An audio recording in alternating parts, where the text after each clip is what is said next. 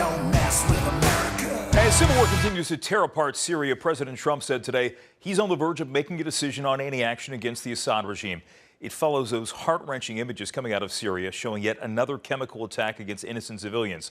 Lester Munson is a former staff director for the Senate Foreign Relations Committee, senior fellow at the National Security Institute. He's up late with me on the Final Five. Lester, we're, I think, about a year and 2 days removed from the last time we saw a big missile attack on Syria in retaliation for chemical weapons. What has changed in the last year?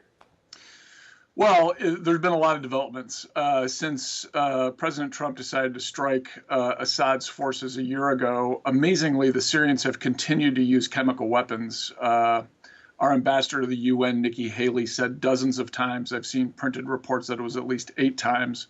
So the Syrians, the government, the Assad regime, has not been dissuaded from using chemical weapons at all.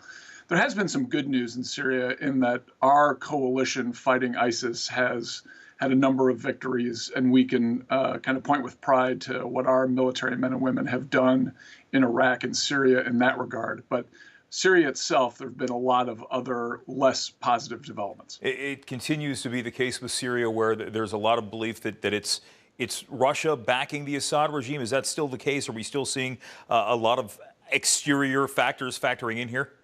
That's right. It's Russia and probably more importantly, Iran. One of the things that's happened in the last year is that Iran has increased its presence in Syria dramatically. Iran has a lot of wherewithal since the Iran nuclear deal actually provided Iran about $150 billion in assets. They've been spending a lot of those in Syria doing bad things. So moving forward, we know the president's considering some kind of action. Do you expect to see, if he does take action, another missile strike, something along that line? Is that all we can do at this point, is just lob missiles? Or is there something, is there another surgical solution or a diplomatic solution we could pursue moving forward? Well, perhaps all of those. I think there's a lot of folks on Capitol Hill who are calling on the administration to not only launch missile strikes against certain assets, but to effectively take out Assad's air force and his ability to actually deliver these chemical weapons. If it's possible to do that, that would certainly be a good thing to do. But it shouldn't be done in the absence of a real long-term strategy for U.S. policy in Syria. We need to think of an end state that we can live with, one that the Syrian people can live with, and then we need to start to build towards that. Simply striking back at Assad because of his use of chemical weapons, while it's very important that we do that, is really not enough. Lester, there's been undeniable movement in the administration. We've seen new faces come and go.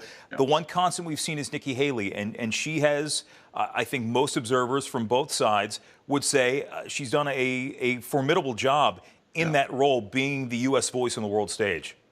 Well, she's really effectively the Secretary of State right now, with Rex Tillerson gone and Mike Pompeo not yet confirmed. Nikki Haley is the highest-ranking diplomat that the U.S. has, and she gave an amazing speech at the UN Security Council today. She really called out Russia for its bad acts. She spoke truth. She was very compelling. I hope that the president, as he makes his decisions about the way forward, can rise to the very high bar that she's set. All right. Lester Munson, I appreciate your insight tonight. Thanks for staying out late. Thanks, Jim. And we're back after this on the Final Five.